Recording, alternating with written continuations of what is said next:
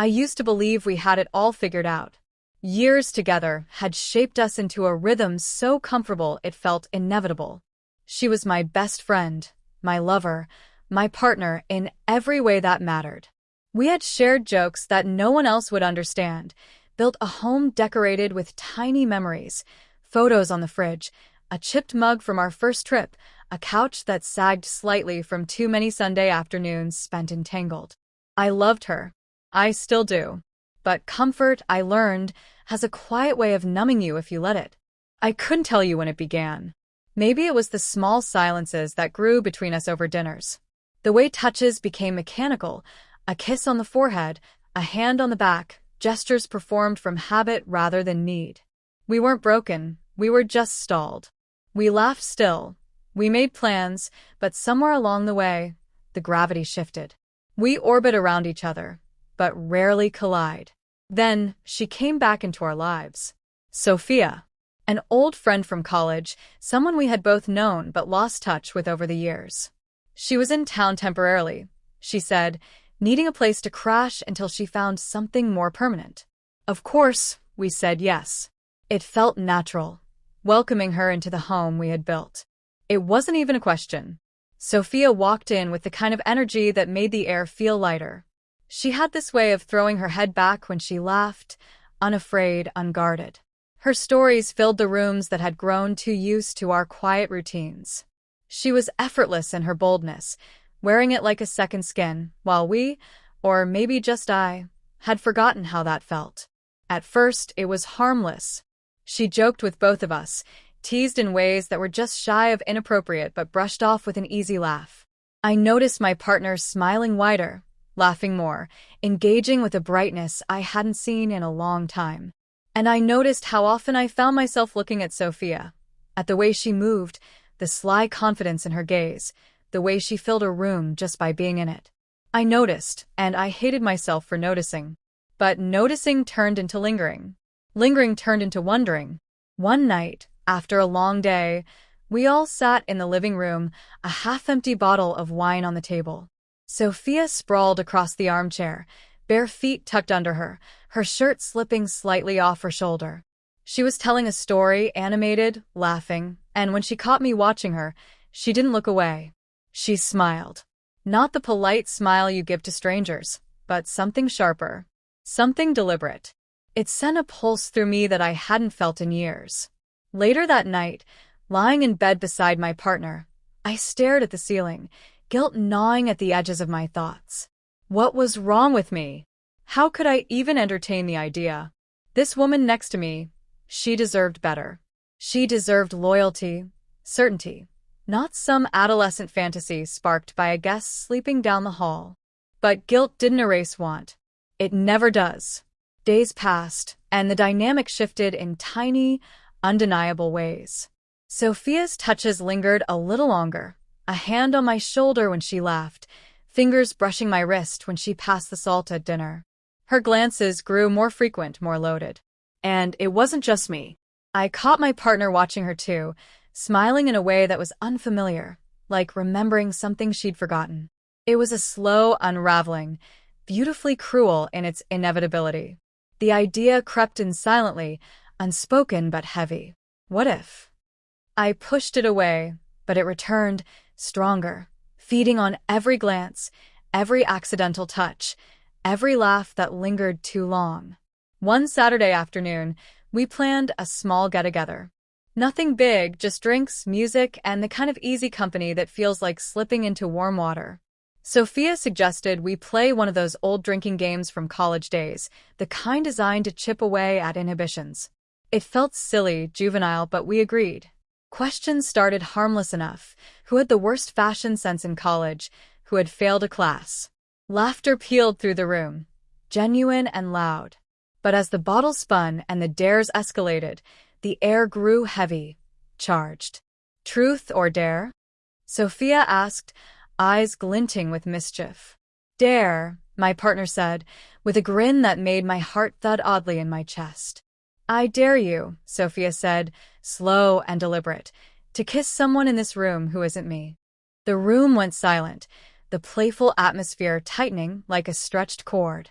My partner looked at me, smirked, and leaned across to kiss me, but not the familiar, casual peck we had shared 1,000 times.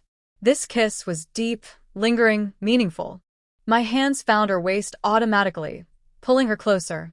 When she finally pulled away, Sophia was watching us with a look I couldn't read. Not anger, not jealousy.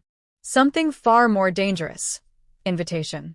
Later, when the game ended and the night wound down, Sophia stayed behind to help clean up. My partner disappeared into the kitchen to grab more towels, and for a moment, it was just Sophia and me. She stood close, too close, and when she handed me a glass, her fingers deliberately brushed mine. "You two are beautiful together," she said, voice low. "Thank you." I managed, throat dry. "It's inspiring," she added, stepping back, a smile playing at her lips. "Makes you wonder what other beautiful things could happen." Then she walked away, leaving me reeling. That night, lying in bed, my partner curled against me. I couldn't stop thinking about it. About the possibilities dancing on the edge of my mind, too vivid now to ignore. Every word, every glance, every touch played on repeat. When I finally fell asleep, it was with the feeling that something had shifted irrevocably, that the path we had been walking so steadily had splintered into something new and wild and dangerous. And I didn't know if I wanted to find my way back. The days that followed blurred together, a strange, intoxicating dance between the three of us. Every glance, every small touch, carried more meaning than it should have. Normal conversations felt weighted, like we were all pretending not to notice the electric undercurrent running beneath every word. Sophia had a way of inserting herself between us, without it feeling forced. She laughed louder, lingered longer, turned private jokes into shared ones. It wasn't just me anymore. My partner leaned into it too, responding to Sophia's teasing touches and sultry smiles with a glow I hadn't seen in so long. They moved around each other like magnets, pulling, pushing, never quite colliding, but never fully separating either. I told myself it was harmless. I told myself it was just a harmless flirtation, a phase that would pass. It didn't. One night, after a long week, we ordered takeout and sprawled around the living room. Sophia sat closer than usual, her knee brushing against mine, staying there just a beat too long. When my partner handed me a drink, her fingers slid against mine in a way that made my skin prickle. There were no words for what was happening. It existed in the spaces between us, charged and unspeakable. The wine flowed freely, loosening the last threads of our resistance. Laughter grew louder, touches more frequent, and when Sophia suggested another game, none of us hesitated. This time, it wasn't the innocent kind we had played before. This time, it felt like daring fate to catch up to us.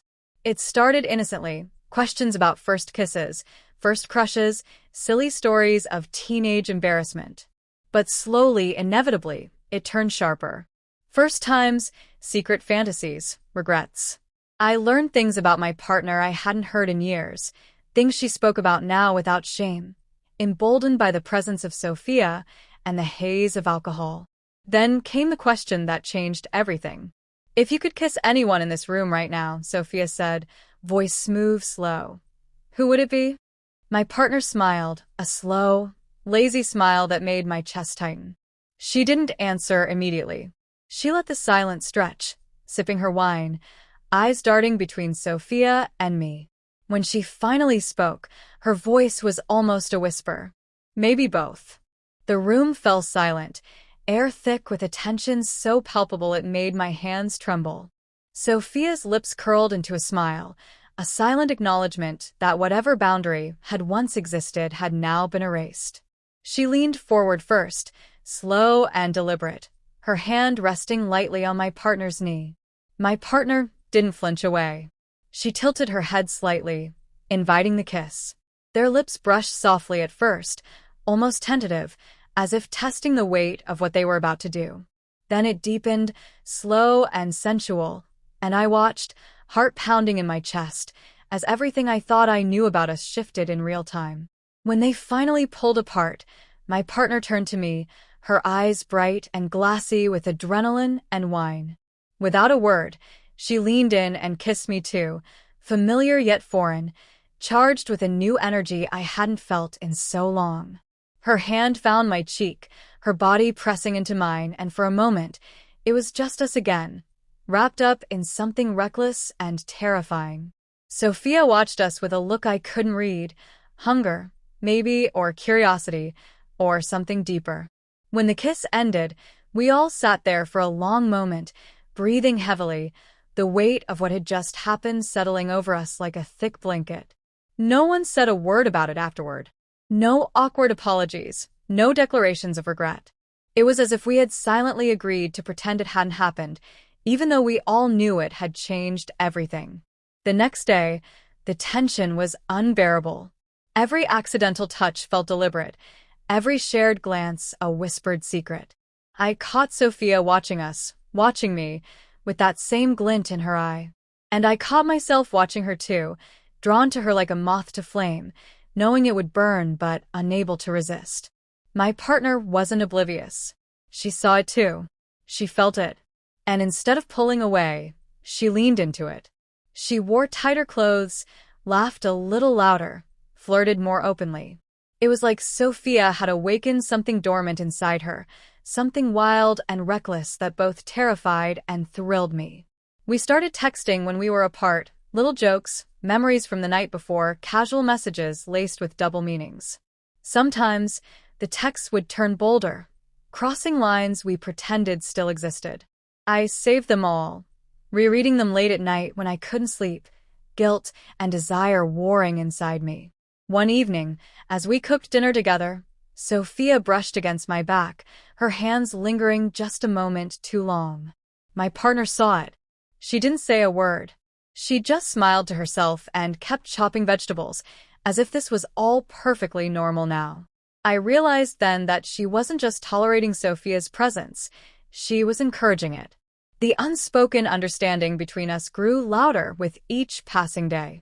We were building towards something inevitable, something we had no words for but understood perfectly. It wasn't about betrayal anymore.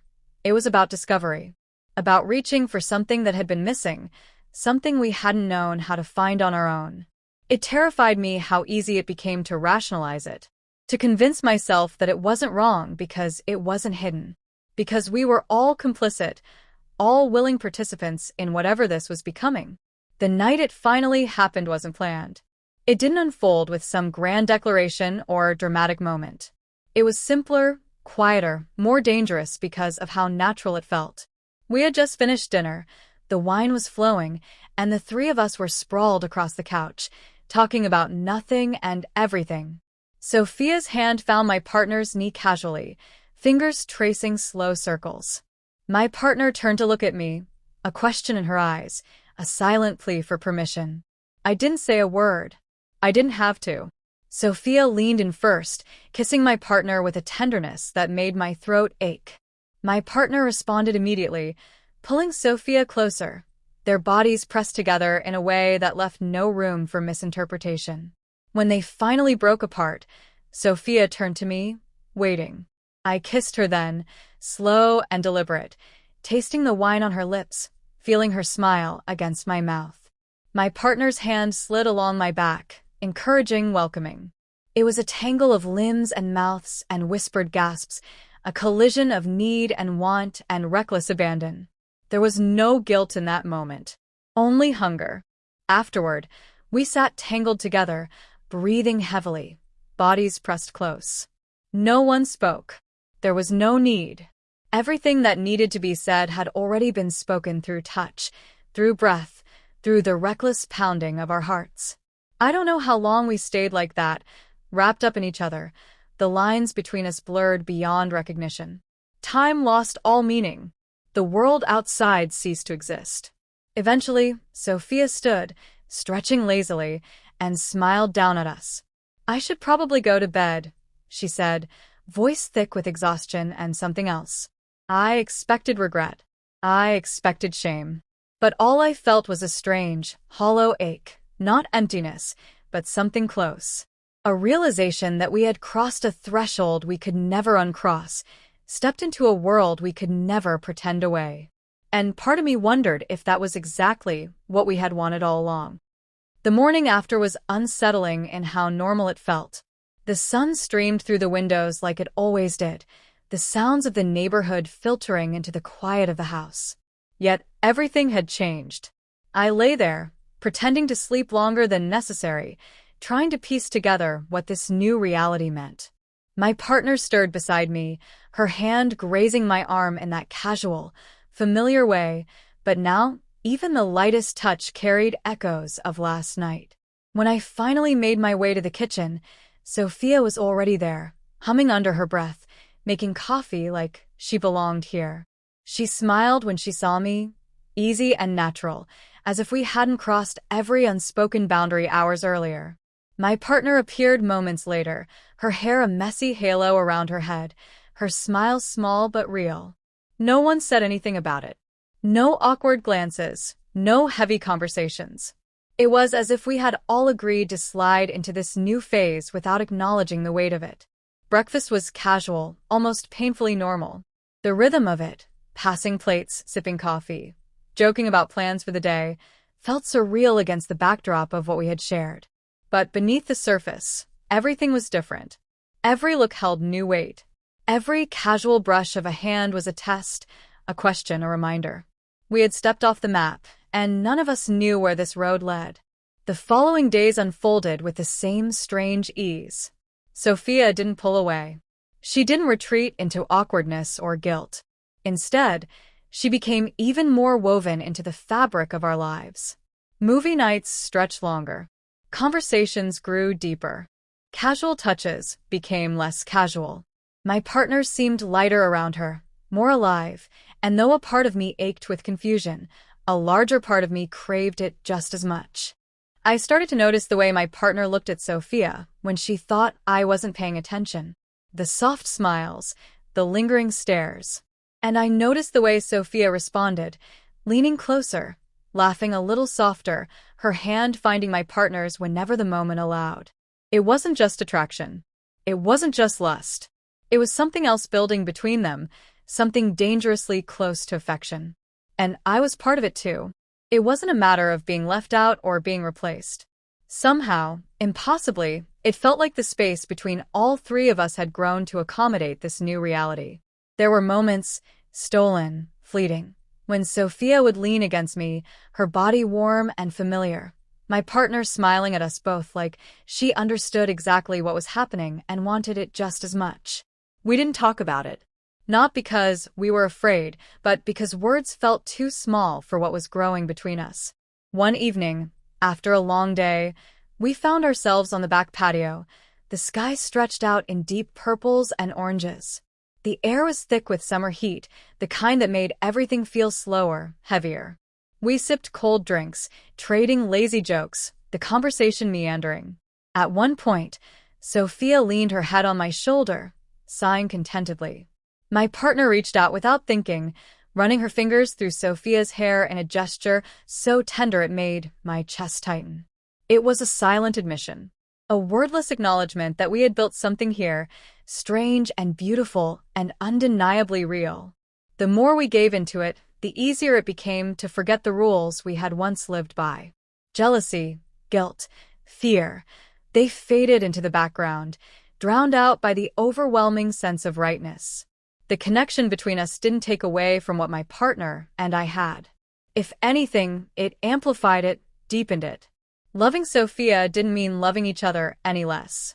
It was a different kind of love, a different kind of need, and somehow, impossibly, it made everything feel fuller.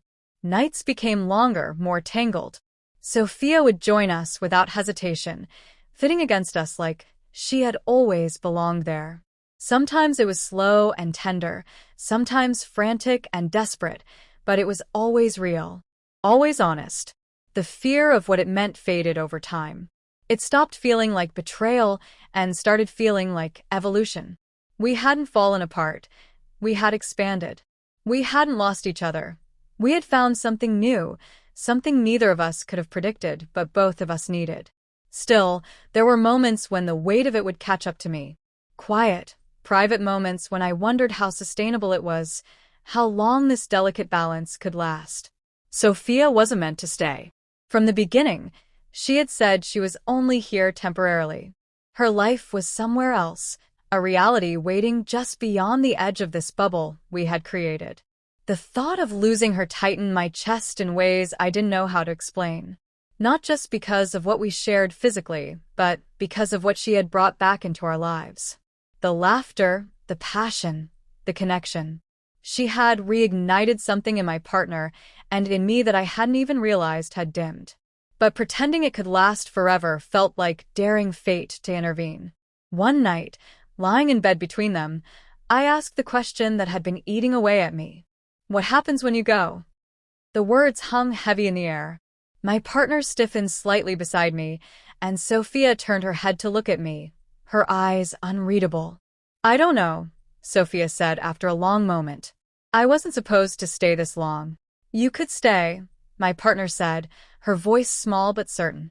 It wasn't a plea. It wasn't even a suggestion. It was a statement of fact. An offer. A hope. Sophia didn't answer right away. She reached out instead, tracing slow circles on my arm, her touch grounding me. When she finally spoke, her voice was soft. I want to. The simple honesty of it hit harder than any elaborate declaration ever could have. It wasn't just about convenience. It wasn't just about desire. It was about wanting this, wanting us, enough to change everything. We didn't make promises that night. We didn't lay out plans or expectations. We just held each other, letting the weight of the unspoken promise settle over us.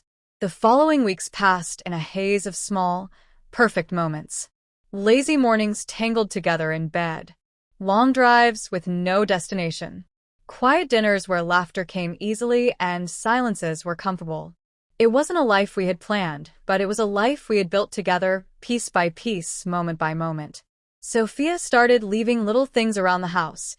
A sweater draped over the back of a chair, a pair of shoes by the door, her favorite coffee mug in the cabinet.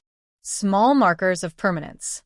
Signs that maybe, just maybe, this wasn't temporary anymore. Of course, reality still lurked at the edges. Family, friends, the world outside. All the expectations and assumptions that didn't fit the life we were creating. We would have to face them eventually. We knew that. But for now, we let ourselves exist in this space we had carved out. We let ourselves believe it was enough. Because it was. In the quiet moments, when Sophia would reach for my partner's hand across the table, or when we would all collapse into bed in a tangle of limbs and laughter, I understood something I hadn't before. Love isn't always tidy. It isn't always linear. It doesn't always fit neatly into the boxes we're taught to expect. Sometimes, love is messy and complicated and unexpected. Time had a way of slipping past unnoticed once we stopped fighting what we had become. Days blurred into nights, nights into mornings, and somehow we built a rhythm that belonged only to us. Sophia's laughter became part of the soundtrack of our home, her presence filling every corner without overwhelming it. There was no official conversation about the arrangement, no labels to bind it or explanations to justify it. It was simply understood. She was with us and we were with her, and for the first time in a long time, everything felt whole. We learned to move around each other with a kind of effortless intimacy. My partner would cook while Sophia leaned against the counter, offering lazy commentary and stealing bites. I would sit nearby, content to watch the small exchanges that had become second nature. When we went out, it was the same, an invisible thread connecting the three of us, unspoken but unbreakable. There was no awkwardness anymore, no hesitation. Only the steady, comforting presence of belonging. But beneath the surface, we all knew it couldn't stay untouched forever. Whispers of the outside world began creeping in. Friends asked questions when they saw how close we had become. Family visits became tense minefields of pretending. Even small things, the way Sophia's name was always mentioned first, the way my partner and I exchanged quick glances when conversations skirted too close to the truth, served as reminders that our private world didn't exist in a vacuum. We didn't talk about it much. Maybe we were afraid that giving voice to it would make it real. Maybe we thought ignoring it would delay the inevitable. But tension grew, silent and insistent, weaving itself into the fabric of what we had created. The first real crack came on a night that started like any other. Laughter, wine, easy conversation. But as the evening wore on, Sophia grew quieter, her smiles thinner. My partner noticed it too, the way her hands fidgeted with the hem of her shirt, the way her eyes darted away whenever one of us looked at her for too long. Later, after dishes were abandoned in the sink and the house grew still, Sophia finally spoke. "I got a call today," she said, voice low, almost careful, "about a job." The words hung in the air like smoke. My heart sank before she even finished. "It's back home. A good one." Neither of us said anything. What could we say? We had always known this was a possibility. We had built something beautiful knowing it was temporary, pretending permanence when it was never promised. "I haven't decided yet," she added quickly, as if trying to soften the blow. But the damage was already done. The bubble we had lived in had burst, and reality came rushing in to fill the space. The days that followed were heavy with unspoken fears. We tiptoed around each other, careful not to upset the delicate balance. Sophia didn't bring it up again, but we all knew it was there, looming over every conversation, every touch. My partner grew restless, throwing herself into distractions, trying to outrun the inevitable.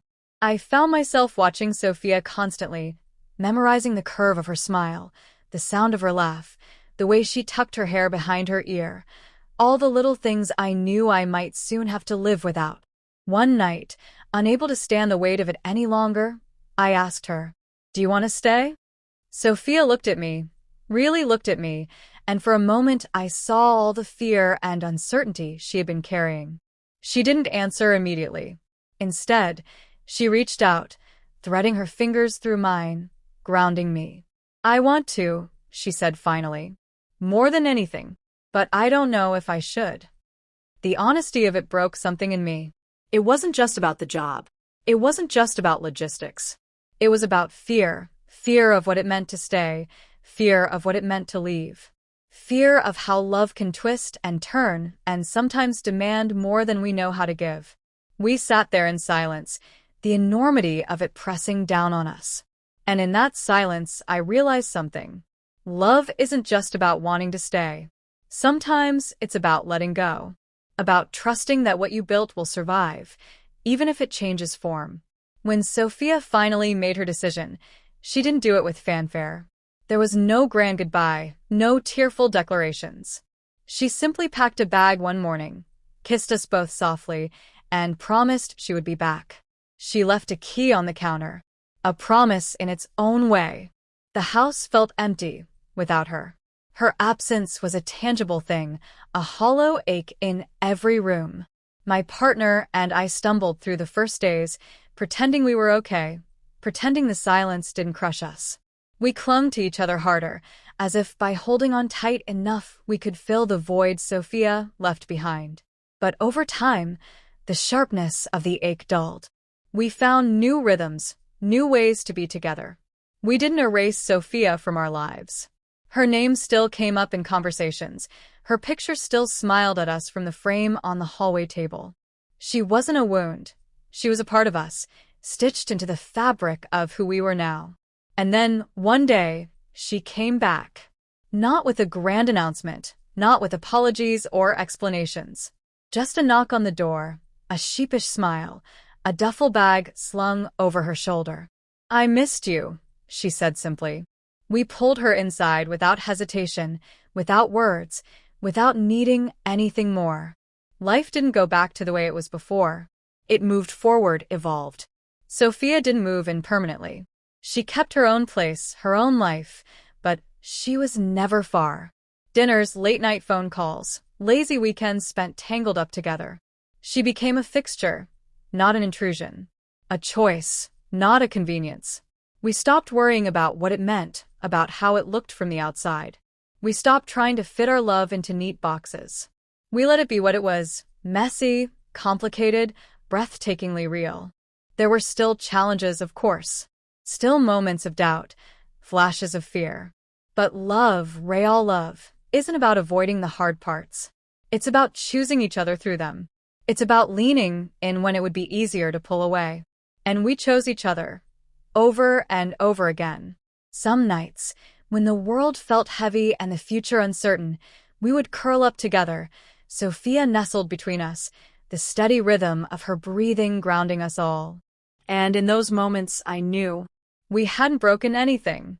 We had built something new, something wild and beautiful and fiercely ours. And no matter what came next, that was enough. It would always be enough.